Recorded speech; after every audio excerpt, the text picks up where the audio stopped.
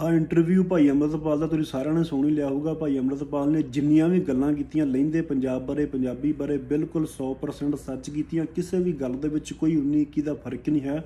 ਇਹ ਗੱਲਾਂ ਤੁਸੀਂ ਸੁਣਦੇ ਵੀ ਰਹਿੰਦੇ ਹੋ, ਮੈਂ ਕਰਦਾ ਵੀ ਰਹਿੰਦਾ। ਆਪਾਂ ਇਹਨਾਂ ਨੂੰ ਦੁਬਾਰਾ ਰਿਪੀਟ ਕਰੀਏ, ਫਾਇਦਾ ਕੋਈ ਨਹੀਂ। ਮੈਂ ਚਾਹੁੰਦਾ ਕਿ ਗੱਲਾਂ ਕਰੂੰਗਾ ਭਾਈ, ਬਿਲਕੁਲ ਤੁਸੀਂ ਸੱਚ ਗੱਲ ਕੀਤੀ ਕਿ ਅਸੀਂ ਹੱਸਣਾ, ਖੇਡਣਾ, ਰੋਣਾ, ਗਾਉਣਾ ਪੰਜਾਬੀ 'ਚ ਹੁੰਦਾ, ਲੇਕਿਨ ਬੋਲਣ ਲੱਗਿਆਂ ਸਾਨੂੰ ਮੌਤ ਪੈਂਦੀ। ਅਸੀਂ ਉਰਦੂ ਬੋਲਦੇ ਹਾਂ, ਸਾਡੀ ਉਰਦੂ ਨਾਲ ਕੋਈ ਟਸਲ ਨਹੀਂ ਹੈ।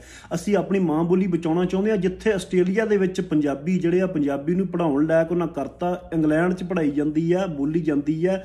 ਕੈਨੇਡਾ ਦੇ ਵਿੱਚ ਦੂਜੇ ਤੀਜੇ ਨੰਬਰ 'ਤੇ। ਲੇਕਿਨ ਜਿੱਥੇ ਪੰਜਾਬੀ ਜੰਮੀ, ਜਿੱਥੇ ਤੁਸੀਂ ਕਹਿ ਸਕਦੇ ਹੋ ਜੋਗੀ ਬਾਲਨਾਥ ਤੋਂ ਲੈ ਕੇ ਖਵਾਜਾ ਫਰੀਦ ਮੀਆਂ ਮੁਹੰਮਦ ਬਖਸ਼ ਤੱਕ, ਜਿੱਥੇ ਵਿੱਚ ਬੁੱਲੇ ਸ਼ਾਹ, ਵਾਰੇ ਸ਼ਾਹ, ਬਾਬਾ ਗੁਰੂ ਨਾਨਕ ਜਿੱਥੇ ਹੋਏ, ਜਿਹੜੀ ਧਰਤੀ 'ਤੇ ਲਹਿੰਦੇ ਪੰਜਾਬ ਦੇ ਵਿੱਚ ਅਦਬ ਲਿਖਿਆ ਗਿਆ, ਉੱਥੇ ਪੰਜਾਬੀ ਹੈ ਹੀ ਕੋਈ ਨਹੀਂ। ਸੋ ਗੱਲਾਂ ਮੈਂ ਕਰੂੰਗਾ ਕਿ ਭਾਈ ਨੇ ਗੱਲ ਕੀਤੀ ਕਿ ਸਿੱਖਾਂ ਦਾ ਜਿਹੜਾ ਦਾਵਾ ਆ ਸਿਰਫ ਉਹ ਰਹਿ ਗਿਆ ਪੰਜਾਬ ਤੇ, ਬਾਕੀ ਕੋਈ ਦਾਵਾ ਕਰਦਾ ਨਹੀਂ। ਬਿਲਕੁਲ ਭਾਈ ਜੀ, ਜਿਹੜਾ ਹਿੰਦੂ ਹੈ ਉਹ ਜਮਨਾ ਪਾਰ ਨੂੰ ਖੁਸ਼ ਕਰਨ ਲੱਗਾ ਹੋਇਆ, ਤੇ ਜਿਹੜਾ ਸਾਡਾ ਪੰਜਾਬ ਦਾ ਮੁਸਲਮਾਨ ਹੈ ਉਹ ਵੀ ਇਸ ਧਰਤੀ ਤੇ ਦਾਵਾ ਨਹੀਂ ਕਰਦਾ। ਉਹ ਵੀ ਅਰਬ ਨੂੰ, ਤੁਰਕ ਨੂੰ, ਅਫਗਾਨ ਨੂੰ ਖੁਸ਼ ਕਰਨ ਤੇ ਲੱਗਾ ਹੋਇਆ। ਉਹ ਆਪਣੇ ਹੀਰੋ, ਆਪਣਾ ਇਤਿਹਾਸ ਉਹਨਾਂ ਦੇ ਵਿੱਚੋਂ ਲੱਭਦਾ, ਇਸ ਮਿੱਟੀ ਦੇ ਵਿੱਚੋਂ ਨਹੀਂ ਲੱਭਦਾ। ਨੈਣ ਸੁੱਖ ਹੋਰੀ ਗੱਲ ਕਰਦੇ ਹੁੰਦੇ ਆ ਕਿ ਮੈਨੂੰ ਦੁੱਖ ਨਹੀਂ ਹੁੰਦਾ ਪੰਜਾਬ ਦੀ ਉਜੜੀ ਹਾਲਤ ਵੇਖ ਕੇ। ਕਿਉਂ ਹੀ ਹੁੰਦਾ? ਕਿਉਂਕਿ ਇੱਥੋਂ ਦੇ ਜੰਮਿਆਂ ਨੇ ਇਹਨੂੰ ਔਨ ਨਹੀਂ ਕੀਤਾ, ਇੱਥੋਂ ਦੇ ਜੰਮਿਆਂ ਨੇ ਇਹਦੇ ਤੇ ਦਾਵਾ ਨਹੀਂ ਕੀਤਾ। ਸਿੱਖਾਂ ਦਾ ਦਾਵਾ ਪੰਜਾਬ ਤੇ ਕਿਉਂ ਰਹਿ ਗਿਆ?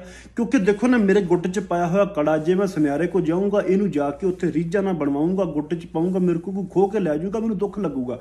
ਜੇ ਮੈਨੂੰ ਰਾਹ ਜਾਂਦਿਆਂ ਲੱਭ ਜੂਗਾ ਤਾਂ ਮੈਨੂੰ ਇਹਦੀ ਕਦਰ ਨਹੀਂ ਹੋਣੀ। ਮੇਰੇ ਕੋਲ ਖੋਹ ਕੇ ਵੀ ਲੈ ਜਾਊਗਾ, ਕੋਈ ਮਸਲਾ ਨਹੀਂ। ਸਾਡੇ ਇੱਧਰ ਦੇ ਜੱਟ, ਗੁੱਜਰ, ਡੋਗਰ, ਅਰਾਈ, ਰਾਜਪੂਤਾਂ ਨੂੰ ਪੁੱਛ ਲਓ, ਕਹਿੰਦੇ ਅਸੀਂ ਰਾਜਸਥਾਨ ਤੋਂ ਆਏ, ਅਸੀਂ ਪੰਜਾਬ ਦੇ ਹੈ ਹੀ ਨਹੀਂ।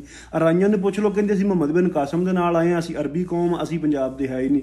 ਬਾਕੀ ਜਿਨ੍ਹਾਂ ਨੂੰ ਮਾਸ਼ਰੇ ਨੇ ਟੈਗ ਦਿੱਤਾ ਦਲਤ ਦਾ, ਛੋਟੀਆਂ ਬਰਾਦਰੀ ਦੀ ਮੈਂ ਗੱਲ ਕਰਾਂ, ਲੇਕਿਨ ਮੈਂ ਛੋਟਾ ਕਿਸੇ ਨੂੰ ਸਮਝਦਾ ਨਹੀਂ, ਉਹਨਾਂ ਨਾਲ ਗੱਲ ਕਰ ਲਓ। ਕੋਈ ਰਹਿਮਾਨੀ ਬਣਿਆ, ਕੋਈ ਸਲਮਾਨੀ ਬਣਿਆ, ਕੋਈ ਕੁਛ ਬਣਿਆ, ਕੋਈ ਸਦੀਕੀ ਬਣਿਆ, ਕੋਈ ਕੁਛ ਬਣਿਆ, ਉਹ ਵੀ ਆਪਣੇ ਆਪ ਨੂੰ ਇਸ ਧਰਤੀ ਦਾ ਮਾਲਕ ਨਹੀਂ ਮੰਨਦੇ। ਯੂਪੀ ਦੇ ਮੁਸਲਮਾਨਾਂ ਨੇ ਇਕੱਠੇ ਹੋ ਕੇ ਜਾ ਕੇ ਇੰਦਰਾ ਗਾਂਧੀ ਦੇ ਕੋਲ ਆਪਣਾ DNA ਚੇਂਜ ਕਰਾਉਣ ਦੀ ਕੋਸ਼ਿਸ਼ ਕੀਤੀ ਕਿ ਸਾਨੂੰ ਸਲਮਾਨੀ ਕਰ ਦਿਓ। ਉੱਥੋਂ ਦੇ ਨਾਈਆਂ ਨੇ ਜਾ ਕੇ ਇੰਦਰਾ ਕੋਲ ਸਪੈਸ਼ਲ ਲਿਖਵਾ ਲਿਆ ਕਿ ਸਾਨੂੰ ਕੋਈ ਨਾਈ ਨਾ ਕਵੇ, ਸਾਨੂੰ ਮੁਸਲਮਾਨੀ ਕਹੋ। ਉਹ ਸਲਮਾਨੀ ਬਣ ਗਿਆ।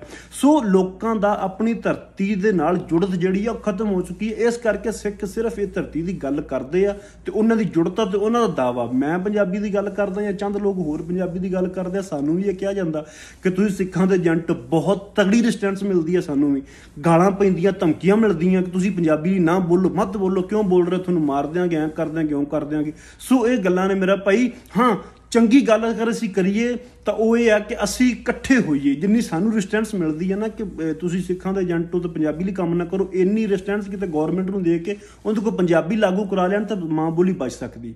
ਲੇਕਿਨ ਬਹੁਤ ਔਖਾ ਹੈ, ਪਰ ਚੰਗੇ ਦੀ ਉਮੀਦ ਰੱਖੀ ਦੀ ਹੁੰਦੀ। ਅਸੀਂ ਉਮੀਦ ਰੱਖੀ, ਇਨਸ਼ਾਅੱਲਾ ਲੋਕ ਜੁੜਨਗੇ।